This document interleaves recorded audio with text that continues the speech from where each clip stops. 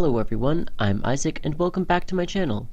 Today we are looking at a video from the social Theist entitled Moral Dilemmas in Pushing the LGBTQ Agenda, because apparently pushing for equality and civil rights is rife with moral dilemmas. Well, I guess it would be if you happen to be homophobic, but we're getting off topic. Anyways, let's dive in. According to ScienceDaily.com, a person's homosexual preference is not the result of any gay gene, but rather it is the result of an interaction of an individual's biology with environmental and cultural factors. So what does this mean? It means, first of all, that if we single out a person's biology and remove environmental and cultural factors, that this individual will not be homosexual. Science Daily really said that? Let me check your source on that.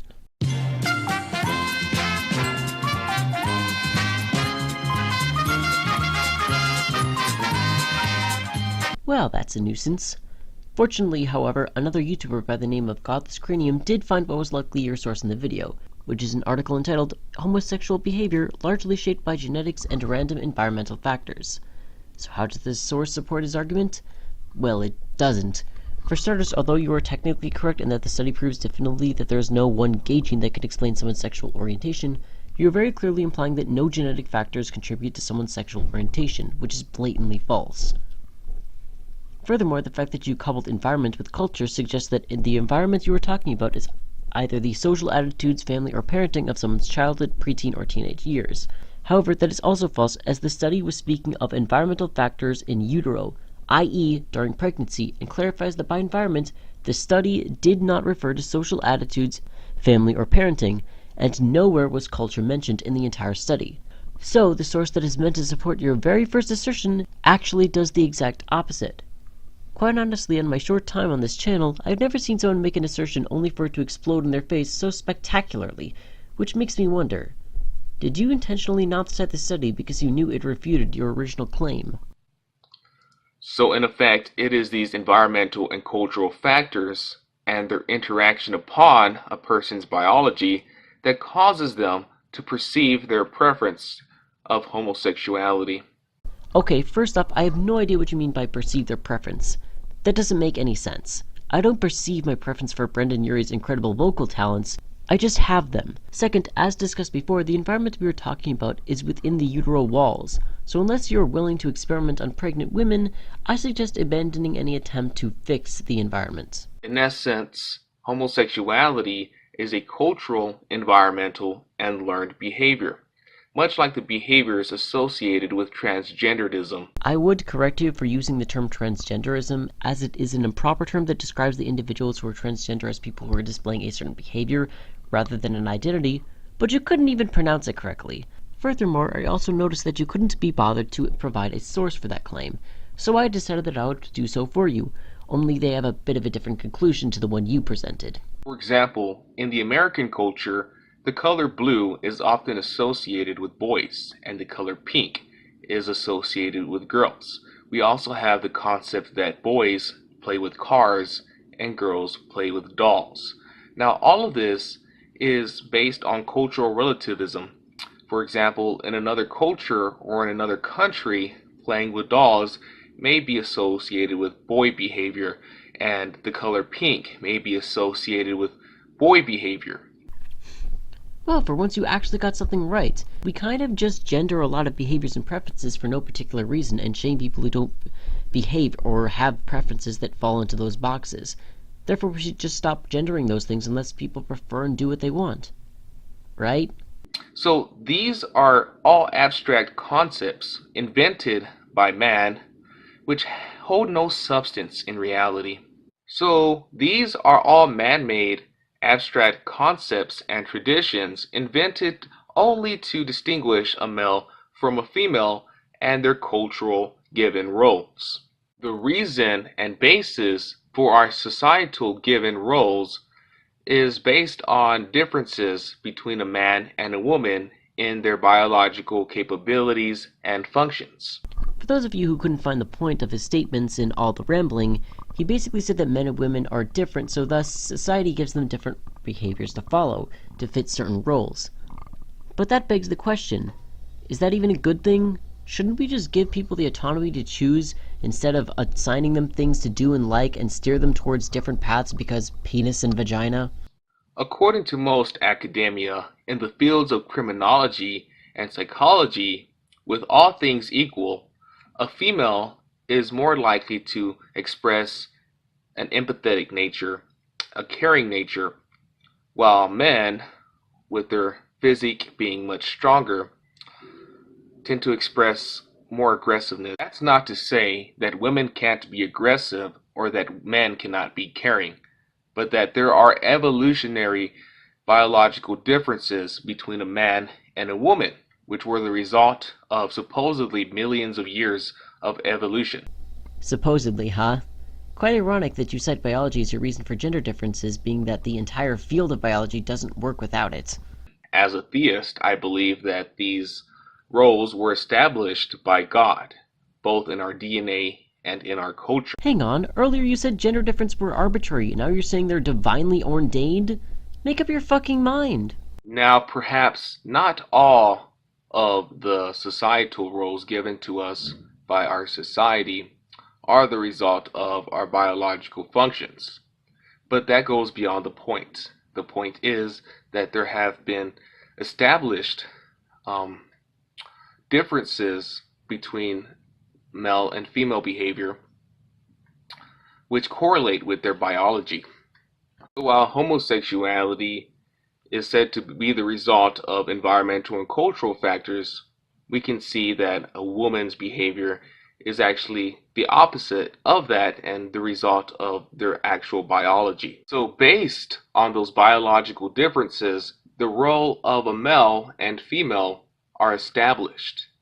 They're established to cater to those differences.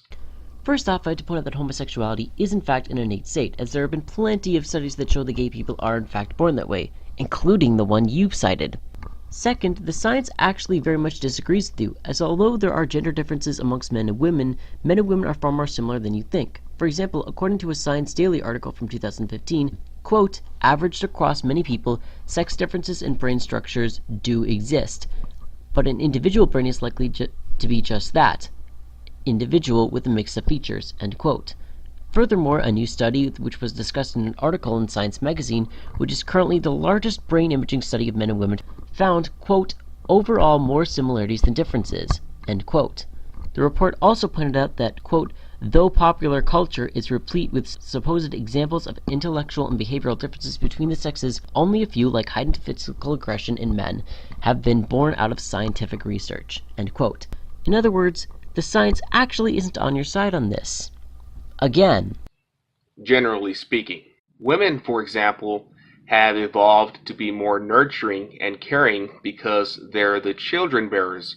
They're the ones who bring babies into the world. And so according to evolution, they acquired this nurturing and caring behavior. Many women, unlike men, establish a bond with their child, especially women in the past who didn't have artificial milk or ways to feed their child, but had to breastfeed their children, which would create a bond that men could not even imagine. There is nothing special about the bond between mother and child, at least not when compared to the bond between a father and child.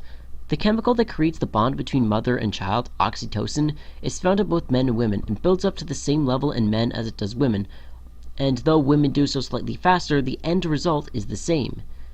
Anyways, he just kind of rambles on this point. It doesn't really say anything he hasn't already said, so I'm skipping ahead. Now we can ask, why is any of this important? Well, it's important because if homosexuality is the result of environmental and cultural factors, then it means that our children are at risk.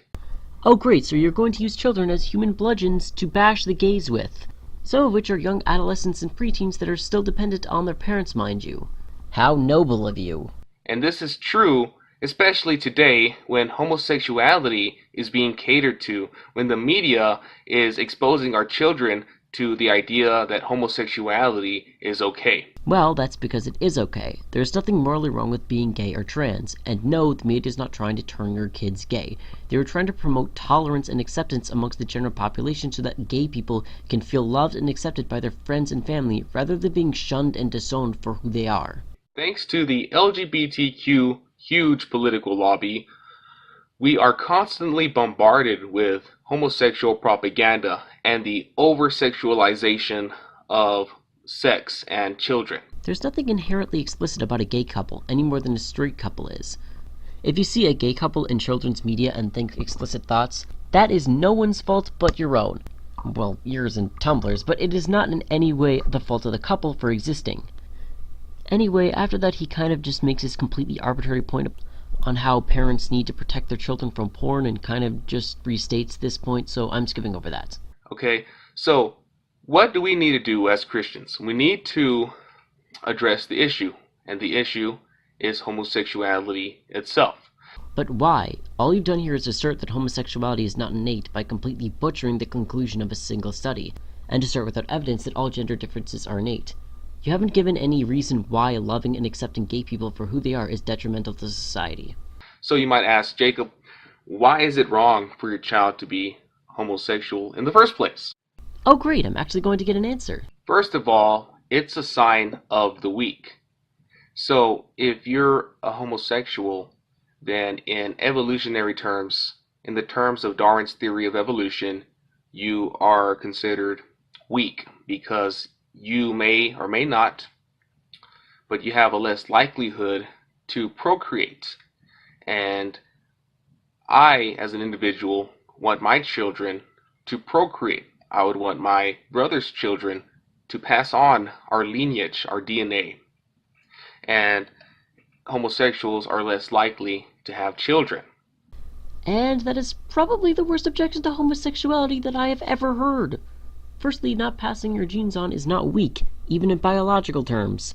Second, it is pretty selfish of you to basically demand that your children pop out some grandkids for you. It's their life, not yours. They're the ones that get to make that decision, not you. Thirdly, sharing someone's lineage is not the only thing that can make someone family. You see, there's this thing called adoption, something that is very much underutilized. It's evidenced by the sheer volume of children still in the system. And before you say that a gay couple would be subpar, the science clearly shows that gay couples can raise children just as well as straight couples. Secondly, given the political climate and our culture, we know, based on the statistics, that those who are homosexual are more likely to commit suicide.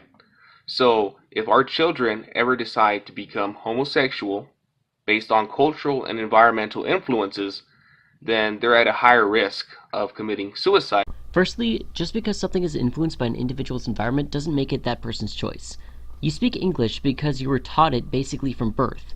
However, you did not choose to speak English. But, as I have established before, you don't even have that, as all the evidence points to being born that way. Second, LGBT people do have a higher suicide rate than non-LGBT people. And that's because of the way they are treated by their friends, family, church groups, and society at large for being gay. There have been studies done of LGBT people who came from accepting backgrounds and those that came from non-accepting backgrounds. And what they found is that those that came from non-accepting backgrounds were 8 times more likely to commit suicide.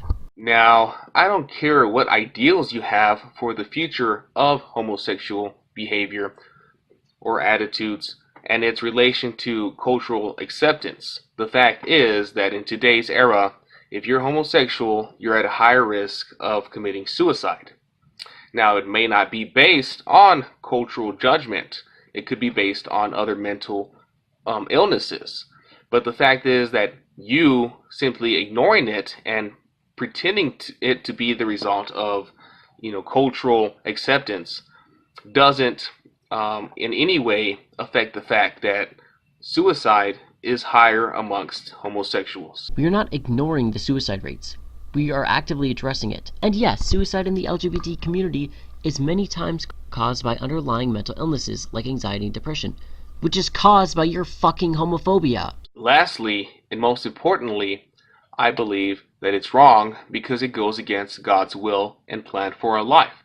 I mean, it's spelt out in our biological functions. Firstly, there have been Christians that have been able to reconcile their faith with their sexual orientation. Second, if it were spelled out in our biological code, then why exactly have we been able to clearly link sexual orientation with genetics and prenatal factors? Now, you can't name one elementary or junior high student who doesn't know what the LGBTQ stands for nowadays. I mean, in most places, most kids know what the LGBTQ is. First off, yes you can. Regardless of how well you educate the public, there's always going to be one that somehow misses the memo. Also, again, this is not going to turn your kids gay. It will only make them more accepting of those who are gay, and help those who are gay to discover that fact sooner. And no, it is not immoral. Your bigotry is immoral. And how they overemphasize and oversexualize sexual preference. They over-sexualize sexual preference? What in the ever-loving goddamn fuck does that even mean? Are you having a stroke? Should I call an ambulance? And how they play identity politics. What do you mean by they play identity politics? Did you just throw that in because it's a word conservatives are scared of, like equality and civil rights? So they make it such a big deal that by overemphasizing homosexuality, sexual preference, that they're only doing more harm than good. And your evidence of this is what? The only concrete harm you've pointed to here is the suicide rate, but that's your fault. Because they're over-sexualizing children, which could even be considered pedophilia. Now, Okay, just to be clear, that is his edit, not mine. And no, telling children that some boys like other boys and vice versa is not sexualizing them. They're simply telling them that it is okay to be themselves and to accept people for who they are instead of bullying them because they are different. Okay, maybe not all kids know about it, but many do, especially those active on social media and YouTube. But the point is that the overexposing of children to these forces, to homosexuality, to what it means, to sex itself, is the sexualization of children. The public school system is not sexualizing children. The only time explicit sexual acts are ever discussed is during sex ed class, which is taught well after puberty. That's why many kids, even when I was growing up, talked about being bisexual at a time when I didn't even care to think about those things. The reason people around you talked about being bisexual wasn't because the media brainwashed them into being bisexual. Rather, the media informed them of the term, and then they realized that it described how they had been feeling and cleared up their confusion. It was not indoctrination, it was education. So, guys, tell me, what do you think? What is your perspective on this? Is homosexuality wrong? No.